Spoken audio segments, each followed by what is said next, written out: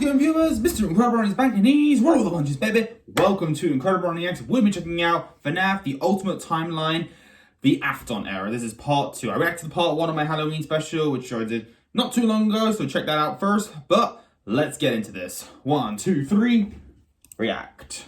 1983, business was booming with 2 whole restaurant franchises running. Fredbear's Family Diner and the newly opened Freddy Fazbear's Pizza. Together, William and Henry had been able to take the hybrid suit idea and make it into a reality. They called their new invention the springlocks suit. And fittingly enough, it was symbolic of the partnership between these two men. A human suit as designed by William that could become a freestanding Henry-style robot. But because it was still new tech with kinks to work out, the rollout was limited, restricted only to the Fredbear's Family Diner location. All of this meant that William was busier than ever. He didn't have time to be a full-time parent, so he designed a nanny cam system where cameras and speakers were hidden throughout the neighborhood, as well as in his youngest son's favorite toy, Psychic Friend Fredbear. I mean, plushy Fredbear. But since cameras just weren't enough to raise a kid, he also left childcare duties to his eldest son, Michael. There was just one problem with that. Michael was far from the best babysitter. He tormented his younger brother by jump-scaring him with a foxy mask and constantly left him behind. William watched all of it from his cameras. Kids would be kids. Tomorrow was another day, after all. Except Michael's torment didn't stop. Bitter, angry thoughts would run through Michael's mind. Why did he have to be the one to take care of this whining crybaby all the time? It just wasn't fair. It was time that he got even with his brother by playing the ultimate prank. A prank that just so happened to be on this crying child's birthday. He and his friends would take his scared little brother and make him do the one thing that he was terrified of doing, getting close to the animatronics. That would be embarrassing for the kid that was such an embarrassment to him. His brother squirmed, screamed, kicked, and fought, but just as they were putting that small, squirming boy up to Fredbear's lips, the mouth snapped shut. The sensitive spring locks inside the body had been triggered by the boy's movements, and they'd immediately clamped down. The wriggling stopped. The boy went limp, but it was just a prank. It was meant to be funny. The boy was taken to the hospital and was immediately given an IV, flowers, and... Was that the bite of 83? ...his hospital bed, but the damage was too severe. He couldn't recover. As the younger brother's consciousness began to fade, he could hear Michael's last words, a small and flimsy apology. But his father, Williams, through the voice of the Fredbear plush, were a firm and committed promise to a dying son. You're broken. I will put you back together. This would not be the end. No matter what, William's son would live again. It would just take time. Time that, right now, he just didn't have. His young son's heart flatlined as the boy faded into the inky unknown of the afterlife. In the aftermath of the tragedy, changes started happening around. Holy crap, that took a dark turn. Required to wear security wristbands to prevent anyone from getting outside without parental permission. Any kid who approached the exit without permission would have to answer to the security puppet, a marionette on strings that could fly around on rails across the restaurant to stop kids in their tracks. It was William's idea, inspired by Michael constantly leaving the restaurant without his brother. In the wake of Fredbear's springlock failure, all the hybrid suits were getting retired, locked away at the nearby Freddy Fazbear location. It was yet another tough pill to swallow after all the hard work that he and Henry had put into them. William would eventually bury the boy's small body in a remote location out in the woods right alongside his drive into and out of work every day. The death of this little boy sent the family spiraling. His wife, crippled with grief, was so distraught that all she could do was sit and watch TV. But his son Michael was far worse, complaining of seeing hallucinations of a golden bear standing outside of his window. The boy was so racked with guilt that he was convinced that he was being haunted by the ghost of his brother stuck inside the suit that took his life. The suit's 3-toed feet digging into the wet earth. The words, "It's me," ringing through Michael's ears. Some nights, Michael would even go so far as to break out of his room to check the gravesite and ensure that his brother was still there. As for William himself, he disappeared into his work and his drinks. Junior's, the local bar, wasn't far from his son's gravesite. He found himself going there more and more frequently, spending longer and longer amounts of time there. The bar gave him a place to think, to remember, to reflect and stew on how Henry had stolen his idea for an animal-themed restaurant. How they'd cut his character out of the cartoon when everyone else... Is this when he loses it? Henry had humiliated him by buying him out of bankruptcy. And now there was his son. Henry had taken his son from him. The robotic part was the part that failed after all. William ordered one more drink, but it was one too many. The bar turned him out and told him to go home. But William didn't go home. Drunk and angry, William raced back to the restaurant to give Henry a piece of his mind. Only to find someone else waiting. Henry's daughter, Charlie, locked outside of the building, bullies laughing at her through the window. Fine, some other problem to fix. But then Afton got an idea. Beautifully awful idea. This was his chance to get back at the man that had humiliated him all those years ago. Henry had killed his business, and now Henry's robotic suit had killed his son. It was time for William to do some killing of his own. Let Henry feel what it's like to have someone you love get ripped away. While parties continued inside the walls of the pizzeria, William attacked Charlie. What's he gonna do to Henry's daughter? Good. He felt free. The years of resentment and bitterness trapped in his heart finally released in a moment of pure unapologetic evil. He would make Henry hurt like he hurts. And in that moment, William became a killer. He dropped Charlie's lifeless body and drove home, forced to confront his family problems later that night, appalled but also a little excited by what he had just done. Charlie's death would remain on the books as a random act of violence. And though Henry had suspicions about William, there was no physical evidence, nothing that could link him back to the crime. In the weeks that followed, Fredbear's Family Diner would close for good. 2 high-profile deaths around the restaurant with 2 grieving owners in such a short period of time was just too much bad press to handle. Besides, Freddy Fazbear's was still open, and it was the newer restaurant anyway. All the equipment from the diner, including the old yellow suits and security puppet, would get retired to that location, and there they would sit for 2 uneventful years. The rest of 1983 and 1984 were spent quietly grieving. Freddy Fazbear's Pizza and the new cast of characters were a hit. Tragic memories of their yellow predecessors quickly faded. Afton kept a low profile and buried himself in work and research, quickly reaching Henry's level of engineering, even surpassing him. And while Henry slowed down to grieve, Afton kept going, even starting his own company, Afton Robotics, for all those pet projects that were a little bit too experimental for the regular operations of the pizzeria. The first of these experimental projects was a secret workshop under his house, a veritable bunker, which allowed him to work while still monitoring his kids via hidden security cameras. 1983. A passcode that served as a constant reminder of why the cameras were so important, why he was down there in the first place. This was all to fulfill the promise that he had made to his son, right? I will put you back together. This was for him. All for him. Right?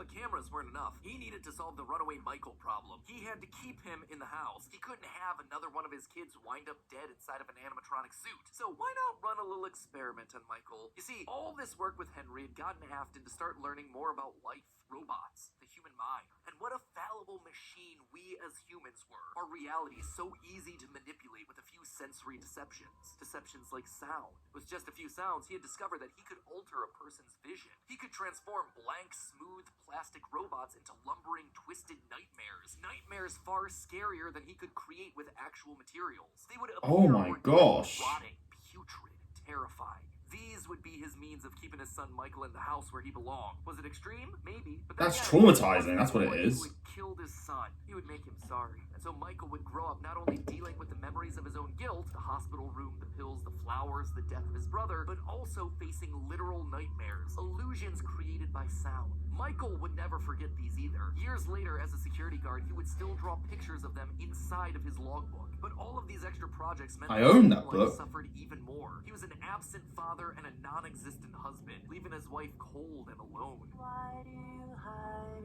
inside your walls when there is music in my halls? All I see is an empty That's kind of creepy. That reminds me of when Yellowface said, "I'm in your walls." And despite her repeated demands that he leave his office and engage with the family, he refused time and time again, leaving her no choice but to leave. You burned down my house. You call that a house? It was like a morgue in there. You need to see your son. The baby isn't mine. Well, how's this? I'm keeping the diamond ring. And through it all, there was one lingering feeling. William wasn't done. He had gotten a taste of what it felt like to be unleashed, what it felt like to be free. Charlie's murder had unlocked something in him, and he wanted more. June 26th, 1985, putting on the golden Bonnie suit, he lured children one by one to the back room of the pizzeria when no one was looking. At first, he was cautious. He would lure them with promises of cake and cookies. He told them that their dog had died. He would ask for help with homework. Susie was the first. You never truly forget your first. I was the first. I have seen everything. But where to hide the bodies? He couldn't sneak out. Someone would see him. He had to hide them in a place where they'd never be found and where they'd never leave the building. They had to be stuffed inside of the suits. No one maintained those things anyway except for him. And so Susie would go into Chica. Fritz, Jeremy, and Gabriel would come next. But it was easy. It was too easy. And with each little life he snuffed out, his lies got bigger. Their house was burning. They're just being kidnapped. Until the last one where all pretense was off. He let himself get violent.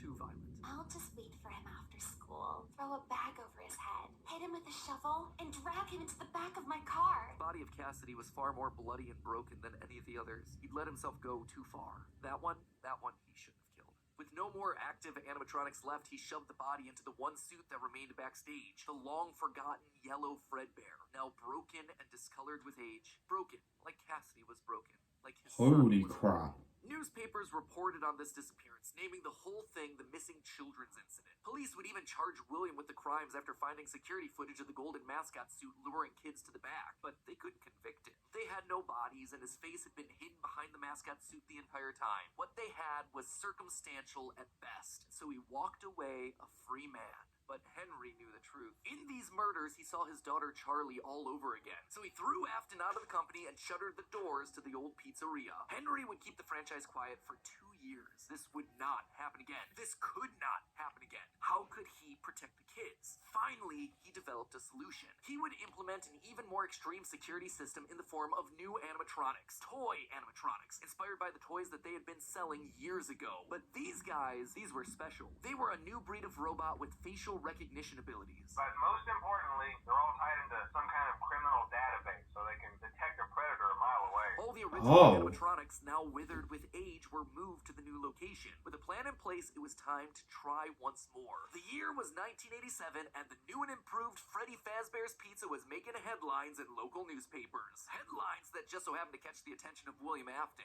Freddy's was back? Without him? That was his idea. His character. Henry was, yet again, trying to cut him out of the picture. Yeah, but you're evil, As William. the restaurant stayed open, William would always come back. Then he noticed the phone number to apply at the bottom of the article. $100 a week to apply. I would explain the Instagram reel I saw the other day that says, I always come back. He would go back. I haven't seen the FNAF movie yet. They would least suspect him. A lowly day shift security guard. And there it was. Buried in the back of parts and services, mixed in with the old withered animatronics, was the golden rabbit. With the yellow security badge still on his chest, he used his crank to pull open the springlocks. It was time for Bonnie to give an encore performance. Someone used one of the suits. We had a spare in the back, a yellow one. Someone used it. Now none of them are acting right. From what I understand, the building is on lockdown. No one is allowed in or out, especially concerning any previous employees. When we get it all sorted out, we may move you to the day shift. Our position just became available. 1987, 5 more kids. He didn't know what This is actually insane. There's more parts to this. Years of waiting, or knowing how devastating this would be to Henry the next morning. He didn't even try to hide his crime this time, just meant more blood on Henry's hands. He'd failed to protect the kids again. The restaurant had only been open for a few weeks, but William was sure that this would get it to close. Good. If he couldn't have Freddy's, no one would. Whenever a new pizzeria opened, he would be there. But as he sat in his bunker, something else started to linger in William's mind. He had seen something strange. The old withered animatronics, they had been wandering around the building, spurred on by the puppet. It was almost like those old robots were trying to save the kids.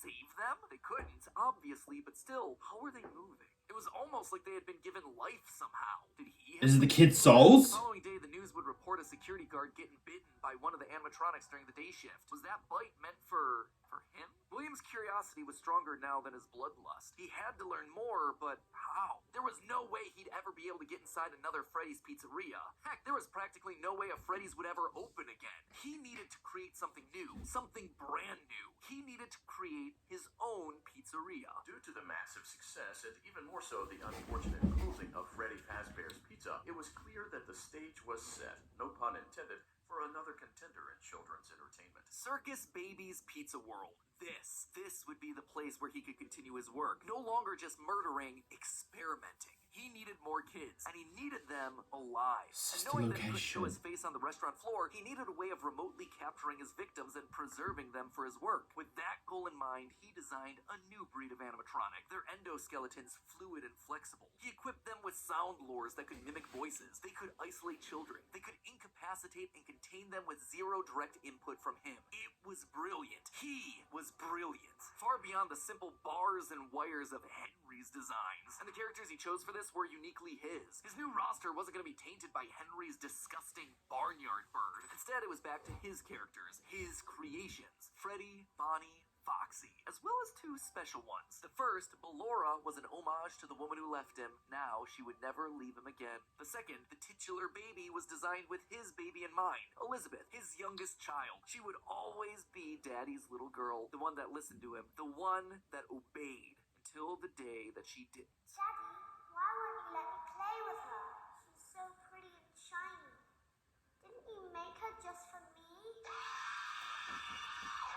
The day before Circus Oh Baby's my pizza would gosh. open, she disobeyed. She didn't listen. Left alone with Baby, she got too close. The animatronic ripped in half and swallowed her whole. Scared and confused child fading into eternal darkness. By the time Afton found her, it was too late. She was gone. He immediately canceled the launch. But why would he design Circus Baby to have that? But wait, as he sat there at the foot of the stage, he noticed that something was different. The eye color of the robot had changed. Baby had been built with blue eyes, but now they were emerald green, the same color as Elizabeth's. Was she in there? Could this all be connected to the free-moving animatronics that he had seen at Freddy's? It's like the Don't Come Crying video. His mourning turned to excitement. He had to return to where it all started. 1993. Pathetic. This place was pathetic. Henry had clearly tried to reopen one final time with those old original animatronics from so long ago, but Williams' damage to the brand had been permanent. These things stank of death. They hadn't been washed in decades. But even if they had, nothing could wash away the stink of murder that haunted these halls. One night, then another, then another. William repeatedly snuck into the old, broken restaurant to lure the living animatronics to him, one by one dismantling them, robbing them of their endoskeletons. The metal had to be the secret. It had to contain the remnants of life itself. But he had to know for sure. Leaping out of a room that was invisible to the animatronics programming, he dragged the oversized robotic skeletons back to his underground workshop. Back to where Circus Baby watched on with glowing, curious eyes. Eyes that somehow felt alive. Not knowing what else to do, William melted the robotic parts down. 5 animatronic endoskeletons reduced down to one silvery puddle of goo. Could he transfer this living metal to his own creations? He had to try. He picked up a syringe and filled it with the molten metal and injected the goo into Funtime Freddy's twisted, wiry endoskeleton. And suddenly, the coils came to life. Like snakes writhing in a pile, what had once been cold, lifeless metal moved and jolted on its own. He'd done it! He had unlocked the secret to life itself. Except something was clearly wrong. The movements were erratic. They were violent, angry. Baby didn't act this way. She had been calm, collected. This was clearly something else. Something mindless and frantic. Perhaps by mixing the souls and then portioning them out, he had created incomplete beasts. He would need to keep testing to truly understand it. He needed more of this remnant. As he searched the old pizzeria one more time for any remaining scraps of metal, the ghosts attacked. His past victims come to collect their due, all led by Cassidy. The 5 lined up and blocked the door. Afton's mind reeled. The scientific implications of this were incredible. Ghosts, real ghosts that he could see, all standing against him. But what could they do? What couldn't they do? He panicked as Cassidy approached. How do you stop something that's already dead? Maybe with the thing that resulted in their death in the first place. He would get into his suit like old times. He would regain his power over them just like the day that they died. He was the genius. He was the one in the suit. He was the one in charge. The springlocks snapped into place. Maybe it was his frantic movements. Maybe it was the leaky abandoned restaurant. Maybe it was just fate coming to collect its due. He didn't know. The only thing he did know was that his brain was suddenly filled with searing white-hot pain as hundreds of metallic pins and gears stabbed into his body from all sides. All he could do was collapse, blood slowly oozing out of the suit and pooling onto the floor around him. It couldn't end like this. It wouldn't end like this. His work was unfinished. Unable to move, his only option was to survive, to live, to keep living. It took days lying in his own blood, but eventually someone found him. A security guard making a normal report. When he saw the animatronics torn apart in the middle of the party room floor, it caused him to file an immediate report of a break-in. An owner would have to come in and claim the damage, and who else would it be other than Henry?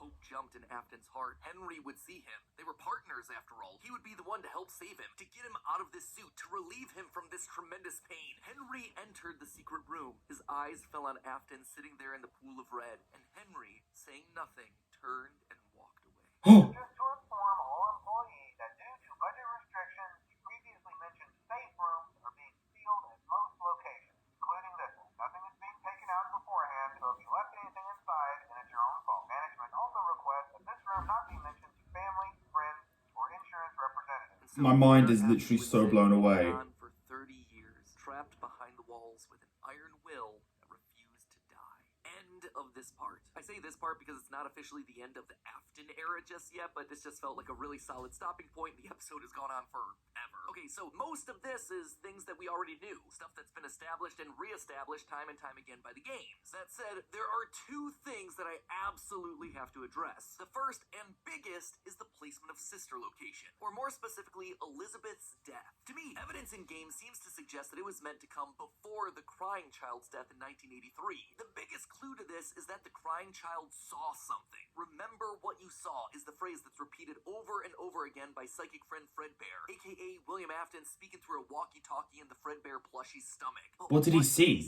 Well, Yeah. I think we can tell based on how the nightmare animatronics are visualized. They have mouths in their stomachs, just like Baby ripping in half at the waist to swallow a kid. Oh. So the empty girl's room, one presumably left behind. Look, it's Red from Among Us. And lastly, it explains why he's scared, and more specifically, why Afton wants him scared. He needs his kids to stay away from the animatronics. He doesn't want them getting too close, because the last time one of his kids got too close to a robot, his daughter died. That's then why he sets up the nightmares, to scare both Mike and the crying child away from the animatronics from that point forward. That's why books like the Character Encyclopedia outright suggest that we play as the crying child in FNAF 4. That's why he has a nanny cam following the crying child everywhere, so he can keep tabs on his kids when they're out of his sight. He can't let another Elizabeth situation happen. The death of Elizabeth also gives William Afton extra motivation for killing. He's a grieving father. His daughter was taken away from him, so Charlie should die as well. He's lashing out at the world after losing his kids. And again, we know that at least one of his children had to have died prior to Charlie's death, based on the mound of dirt that we see in Midnight Motorist. It also allows Circus babies to open and close earlier in the timeline, which is how you wind up with Funtime Foxy appearing as Mangle in the FNAF 2 location. Basically, Elizabeth dying first has